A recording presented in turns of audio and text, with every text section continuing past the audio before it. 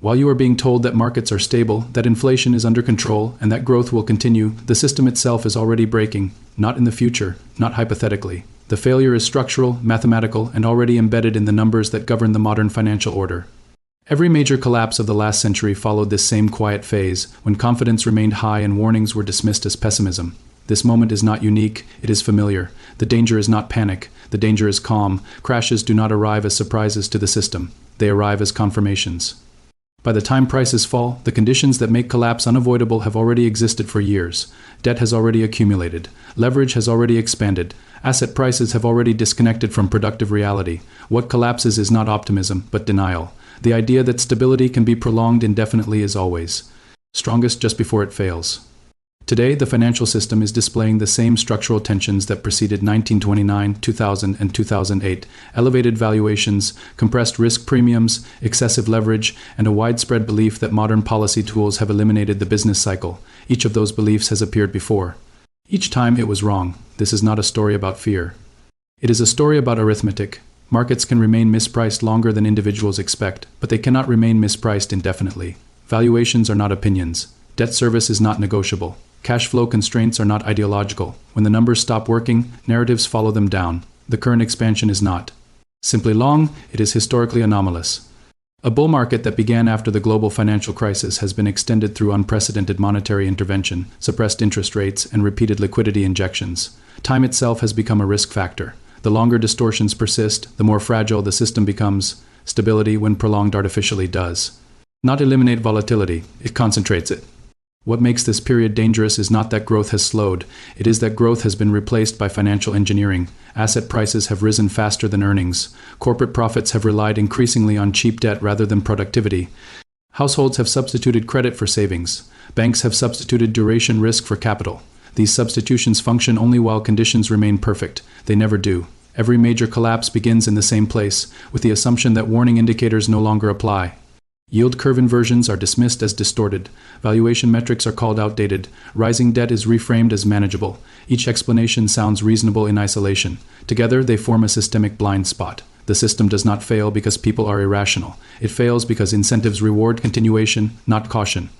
Asset managers are paid to remain invested. Corporations are rewarded for leverage. Governments are rewarded for growth optics. Central banks are rewarded for short-term stability. No participant is incentivized to stop the cycle. The unwind begins only when it can no longer be postponed. This is why crashes appear sudden, not because the collapse is fast, but because recognition is late. At this stage of the cycle, preparation feels unnecessary. Markets remain elevated. Volatility is contained. Optimism persists. That is precisely the condition that precedes forced selling. When confidence is high, leverage is high. When leverage is high, small shocks become nonlinear. The trigger does not matter. The structure does. A single bankruptcy, a single credit event, a single geopolitical escalation. Any of these can expose fragility that has already accumulated. Once exposed, leverage reverses direction. Assets are sold not because fundamentals change, but because financing disappears. Liquidity, which once amplified gains, now amplifies losses. This is not a prediction about dates. It is an observation about phases. Systems move from expansion to saturation to instability to unwind. We are no longer in expansion. We are in saturation. Returns are borrowed from the future. Risk is mispriced. Balance sheets are extended. The margin for error has vanished. The most dangerous belief in finance is that this time is different. It is always different in detail. It is never different in structure. Technology changes, instruments change, narratives change. The underlying mechanics do not. The warning signs are not subtle. They are visible, measurable, and historically consistent. They are not forecasts, they are conditions. And when conditions align, outcomes follow. The question is not whether the cycle will turn. The question is whether recognition will occur before or after capital is destroyed. History answers that question with uncomfortable consistency. This is the quiet moment before recognition, the phase where preparation feels premature, the phase where caution looks unnecessary. The phase where those who act appear early until they appear correct. What follows will not reward intelligence. It will reward positioning. It will not punish optimism. It will punish leverage. And it will not arrive with warning headlines, but with balance sheet constraints. The system has reached the point where delay is the only remaining policy tool. Delay does not prevent collapse. It synchronizes it. The numbers are already in motion. The timeline is narrowing. The outcome is structural. The only variable left is readiness. To understand why the present moment is structurally unstable, it is necessary to place it within the longer arc of economic cycles rather than short-term market behavior. Modern financial crises are not random disruptions. They are the terminal phase of extended expansions driven by credit creation, asset inflation, and delayed risk recognition. Each cycle is shaped by its era, but constrained by the same underlying mechanics. In the 20th century, economic expansions were limited by capital scarcity and relatively rigid monetary systems. Credit growth was constrained by gold reserves, banking regulations, and slower transmission of financial innovation. Even so, cycles still emerged, booms formed as confidence expanded faster than income, and busts followed when debt service exceeded cash flow. What changed after the Second World War was not the existence of cycles, but their amplitude. The post-war order introduced fiat currency, centralized monetary policy, and the institutionalization of countercyclical intervention. Governments and central banks gained the ability to expand money supply, suppress interest rates, and stabilize markets during downturns. These tools reduced the frequency of depressions, but they also extended expansions beyond historical norms. Risk was not eliminated, it was deferred. Beginning in the late 20th century, financialization accelerated this dynamic. Capital markets grew larger than the real economy. Derivatives expanded leverage without transparency. Balance sheets became increasingly sensitive to interest rates rather than productivity. Growth became less dependent on wages and more dependent on asset appreciation. This shift altered the distribution of risk without removing it. The expansion that began after the global financial crisis was unlike any before it. Interest rates were held near zero for over a decade. Central banks purchased trillions in assets, compressing yields across every market. This environment rewarded borrowing and penalized saving. Corporations issued debt not to invest, but to repurchase shares. Households increased consumption through credit rather than income growth. Governments normalized deficits as permanent policy. This created a system dependent on cheap money. Valuations rose not because future cash flows improved proportionally, but because discount rates collapsed. The price of risk fell even as the quantity of risk increased. This is the defining characteristic of late-cycle environments. Stability becomes indistinguishable from fragility. Historically, expansions end when credit tightens. Sometimes this occurs through inflation forcing rate hikes, sometimes through financial stress revealing hidden leverage, sometimes through external shocks that expose internal weakness. The cause varies, the mechanism does not. When debt service rises faster than income, defaults begin. When defaults begin, confidence reverses. When confidence reverses, liquidity evaporates. The current system entered this phase gradually. Rate increases after the pandemic ended the era of free capital. Debt issued at low rates began approaching maturity. Assets priced for zero interest rates were forced to reprice. This did not cause immediate collapse because liquidity remained abundant and confidence persisted, but it marked the transition from expansion to saturation. At this stage, policy responses become asymmetric. Central banks cannot stimulate aggressively without reigniting inflation. Governments cannot expand deficits without stressing bond markets. Corporations cannot grow earnings fast enough to justify valuations. Each lever pulled creates stress elsewhere. This is not mismanagement, it is constraint. The historical context matters because cycles are not moral failures or political events. They are mathematical processes when claims on future income exceed plausible production. Adjustment becomes inevitable. This adjustment can occur slowly through stagnation or rapidly through crisis. Extended suppression of volatility tends to favor the latter. Every previous crash occurred after prolonged confidence in new paradigms. In the 1920s, it was mass production and consumer credit. In the 1990s, it was the internet and globalization. In the mid-2000s, it was securitization and real estate. Each era believed its tools had reshaped economic reality. Each learned otherwise. The present era is defined by monetary dominance and financial engineering. Liquidity has replaced income as the driver of prices. Policy credibility has replaced balance sheet strength. As the anchor of confidence, this works until it does not. And when it stops working, the reversal is not gradual. Context reveals that what appears unprecedented is often merely extended. The longer distortions persist, the more violent the correction required to restore equilibrium. Stability is not the absence of volatility. It is the management of it. When volatility is suppressed, it accumulates. The current moment is not the beginning of crisis, but the end of denial. The expansion has already exhausted its structural support. What remains is inertia. Understanding this context is not about predicting catastrophe. It is about recognizing phase transition. The system has moved from growth to fragility. The remaining path is constrained. What follows will not be sudden to history. It will be familiar. When crises repeat across decades with different actors, technologies, and narratives, the explanation is not coincidence. It is structure. The pattern that governs financial collapse is not psychological panic, media influence, or political failure. It is mechanical, a sequence driven by leverage, mispricing, and forced behavior embedded. In the architecture of modern finance, the core mechanism begins with credit expansion. Credit is not inherently destructive. It allows future income to be brought forward, accelerating growth. But when credit expands faster than productive capacity, it stops amplifying output and starts amplifying fragility. Debt grows independently of the cash flows required to service it. At that point, the system becomes interest rate sensitive rather than growth sensitive. This shift is subtle but decisive. In a healthy system, higher rates slow growth gradually. In a leveraged system, higher rates destabilize balance sheets immediately. Debt that appeared manageable under one rate regime becomes unsustainable under another. The problem is not the rate change itself, but the accumulated exposure to it. The next element is valuation distortion. Asset prices reflect discounted future cash flows. When discount rates are suppressed for extended periods, prices rise regardless of changes in underlying productivity. This creates a divergence between market value and economic value. The longer this divergence persists, the more returns depend on continued multiple expansion rather than earnings growth. At this stage, leverage migrates. It moves from obvious channels to opaque ones. Margin debt increases. Corporate refinancing accelerates. Duration risk concentrates in banks and pension funds. Private credit grows in spaces outside regulatory visibility. Each layer appears stable in isolation. Together, they form a tightly coupled system. The critical vulnerability emerges when refinancing replaces repayment. Debt is no longer expected to be extinguished, only rolled. This assumption holds only while liquidity is abundant and confidence intact. Once refinancing conditions tighten, solvency is tested immediately. This is why 8-cycle crises feel sudden. They are not triggered by losses, but by the inability to fund existing obligations. Forced selling is the accelerant. Markets are not moved primarily by opinion, but by constraints. When collateral values fall, lenders demand margin. When margin is called, assets are sold. When assets are sold, prices fall further. This feedback loop is not emotional. It is contractual. Every major crash followed this logic. In 1929, margin loans forced liquidation. In 2000, leveraged funds and retail traders unwound simultaneously. In 2008, structured finance and repo markets collapsed under collateral stress. Different instruments, same mechanism. The illusion of control persists because early stages appear manageable. Losses are absorbed. Liquidity is injected. Volatility is contained. But each intervention transfers risk rather than eliminating it. Debt is shifted from private to public balance sheets. Duration risk is absorbed by central banks. Moral hazard increases leverage in the next cycle. The pattern also explains why warnings are ignored. Early indicators do not threaten immediate cash flow. Yield curve inversions do not bankrupt firms. Elevated valuations do not force selling. Rising delinquencies do not collapse markets. These signals operate upstream. They indicate growing fragility, not imminent failure.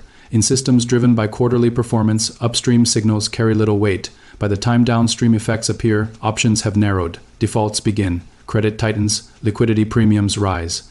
Policy responses become reactive rather than preventive. At that point, stabilization requires increasingly aggressive intervention, which itself signals distress. The present system exhibits every stage of this pattern. Credit expanded rapidly during prolonged low rates. Valuations adjusted upward without proportional earnings growth. Leverage accumulated across households, corporations, and financial intermediaries. Refinancing replaced repayment. Duration risk concentrated where it was least visible. What makes the current cycle distinct is scale. Balance sheets are larger. Interconnections are tighter. Policy credibility is more heavily relied upon. This increases sensitivity. Small shocks propagate faster. Corrections overshoot more violently. The trigger, when it arrives, will be misidentified. It will be blamed on geopolitics, policy error, or isolated failures. But the trigger is never the cause. It is the reveal. The system fails where it was already weak. Understanding this pattern reframes risk. The question is not what will cause the crash, but where leverage will unwind first: commercial real estate, corporate refinancing, regional banks, shadow credit markets. Any of these can initiate the same cascade. Once the unwind begins, timelines compress, asset correlations converge, diversification fails, liquidity evaporates, prices overshoot fundamental value, recovery becomes possible only after leverage is purged and valuations reset. This is not pessimism. It is structural realism. Systems built on leverage do not unwind gently. They resist adjustment until they cannot. The pattern does not predict exact dates. It predicts sequences, and the sequence is already underway. The recognition phase always lags the mechanism. By the time consensus shifts, capital has already moved. This is the pattern that repeats. Not because participants forget history, but because incentives overpower memory. The relevance of this pattern becomes clear when it is mapped directly onto the present system. The same mechanics that governed earlier collapses are operating today, not as abstract theory, but as active processes shaping balance sheets, incentives, and market behavior. What appears modern in form is traditional in function. The contemporary financial system is built around continuous liquidity. Markets no longer assume periodic contraction, they assume intervention. This assumption has altered behavior at every level. Corporations optimize capital structures around refinancing rather than repayment. Investors price assets based on expected policy response rather than intrinsic value. Governments plan budgets under the belief that financing will remain available regardless of debt levels. These assumptions are not ideological, they are operational. Central banks have become the gravitational center of the system. Interest rates no longer signal capital scarcity, they signal policy intent. Asset prices respond accordingly. When rates are suppressed, valuations rise not because risk disappears, but because it is mispriced. This mispricing compounds over time. The modern parallel to past cycles is not simply high valuations, it is dependency. Entire segments of the economy now require stable financing conditions to remain solvent. Commercial real estate depends on refinancing at manageable rates. Corporations depend on rolling debt without margin compression. Banks depend on asset values remaining above regulatory thresholds. Households depend on continued employment and credit access to service accumulated obligations. This dependency creates asymmetry. Growth becomes fragile. Stability becomes conditional. The system functions only if conditions remain favorable across multiple variables simultaneously. This is not resilience, it is sensitivity. Technological sophistication has not reduced this sensitivity, it has increased it. Automated trading, passive investment vehicles, and risk parity strategies respond mechanically to volatility and correlation shifts. When conditions change, capital moves faster than before. Liquidity, once abundant, disappears abruptly. The speed of adjustment accelerates. Policymakers are aware of this dynamic, which is why interventions have grown larger and more frequent. Each intervention stabilizes the immediate system while increasing future dependency.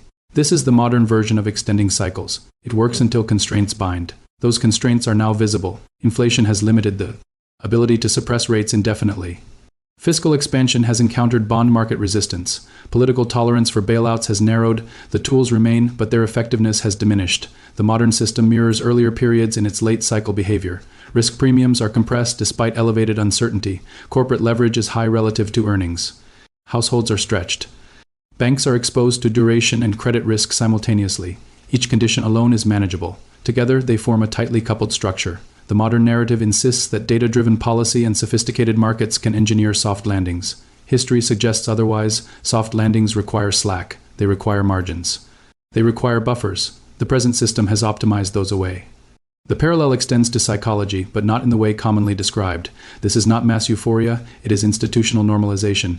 Elevated risk is no longer perceived as risk because it has persisted. Stability becomes assumed because it has been engineered repeatedly. This assumption shapes decision-making. Modern markets are not ignorant of danger. They are conditioned to expect rescue. This expectation delays adjustment and magnifies eventual correction. When support is delayed, constrained, or insufficient, the response is disproportionate. The same logic applies globally. Interconnected markets transmit stress across borders instantly. Currency movements, capital flows, and funding conditions propagate shocks. What once took months now takes days. The global system functions as a single balance sheet. This is why modern crises appear synchronized, not because events align, but because structures are shared. Leverage is global, liquidity is global, confidence is global. The modern parallel also reveals why preparation is misunderstood. Preparation is not prediction. It is positioning relative to structural risk. Reducing leverage, preserving liquidity, and aligning assets with cash flow resilience are not tactical moves, they are structural responses. Those who prepare early are not reacting to headlines. They are responding to phase transition. By the time consensus shifts, options narrow, liquidity premiums rise, asset sales become forced rather than chosen. This is the quiet lesson of every cycle. The system signals stress long before it signals crisis. Those signals are structural, not emotional. They are visible in balance sheets, refinancing schedules, and valuation spreads. The modern environment does not invalidate this logic, it reinforces it. Scale and speed have increased. Complexity has grown, margins have thinned, the outcome is not different, it is amplified. The parallel is not that history will repeat exactly, it never does. The parallel is that systems governed by leverage, mispricing, and delayed recognition resolve in the same way. The present moment sits at the same junction. The cycle has matured. The structure has tightened. The remaining variable is timing, not direction. What appears calm is not equilibrium, it is inertia. Every financial system eventually confronts its own limits, not because of ideology, policy failure, or human error, but because claims on the future cannot expand faster than the future itself indefinitely. The end of a cycle is not a collapse of confidence, it is the reconciliation of numbers. What history shows with uncomfortable clarity is that the most damaging periods are not those of obvious excess, but those of normalized imbalance. When risk is familiar, it no longer feels dangerous. When leverage is widespread, it no longer appears extreme. When intervention is habitual, it no longer signals emergency. This normalization is what allows fragility to reach systemic scale. The modern financial order has mastered delay through monetary expansion, fiscal accommodation, and regulatory flexibility. It has postponed adjustment longer than any previous system. This achievement is often mistaken for control. In reality, it is deferral. The longer adjustment is postponed, the more concentrated it becomes. This is why 8-cycle environments are defined by asymmetry. Upside narrows while downside expands, gains become incremental. Losses become discontinuous. Small changes in financing conditions produce outsized effects. Systems that appear stable under stressless assumptions reveal brittleness under constraint. The end of a cycle does not require catastrophe. It requires only the removal of marginal support when refinancing becomes selective, when liquidity becomes conditional, when risk premiums reappear. These shifts do not announce themselves dramatically. They are administrative, technical, procedural. Their impact, however, is nonlinear. What follows is not moral judgment. Markets do not punish greed or reward prudence in ethical terms. They enforce arithmetic. Cash flow either covers obligations or it does not. Collateral either supports leverage or it does not. When it does not, positions are closed regardless of narrative. This is the point at which preparation reveals its true nature. Preparation is not pessimism. It is respect for constraint. It is the recognition that optionality has value, that liquidity is insurance, and that leverage is a bet on continuity. Reducing exposure is not an attempt to time markets. It is an acknowledgement that cycles end. Those who survive every major downturn share little in common. Ideologically, they differ in strategy, outlook, and temperament. What they share is positioning. They enter periods of instability with flexibility rather than dependence. They preserve capital not to avoid loss entirely, but to retain agency when others lose it. The tragedy of late cycle periods is not that losses occur. Losses are inevitable in repricing. The tragedy is that most participants are structurally unable to respond. Their capital is locked, their leverage is fixed, their obligations are immediate. They are forced actors in a system that has shifted against them. This is why warnings feel abstract until they are irrelevant by the time outcomes are visible, choices have already been made. The cycle does not punish ignorance, it punishes rigidity. The philosophical lesson embedded in every crash is restraint, not abstinence from risk, but proportionality. Systems collapse not when risk exists, but when it is misaligned with capacity. When buffers are removed in the pursuit of efficiency, resilience disappears. The modern system has optimized for throughput, not durability. Capital moves faster. Returns are compressed. Margins are thinner. This produces impressive growth during expansion and violent adjustment during contraction. Neither is accidental. Both are consequences of design. Understanding this does not grant certainty. It grants clarity. Clarity about what can be controlled and what cannot. Markets cannot be commanded to obey narratives indefinitely. They respond to incentives, constraints, and balance sheets. Policy can influence timing. It cannot repeal arithmetic. The end of a cycle is not the end of opportunity. It is a redistribution of it. Capital does not vanish. It transfers. Those who enter the transition with liquidity and patience acquire assets at prices that would have seemed impossible during expansion. Those who enter with leverage and dependency liquidate at precisely the wrong moment.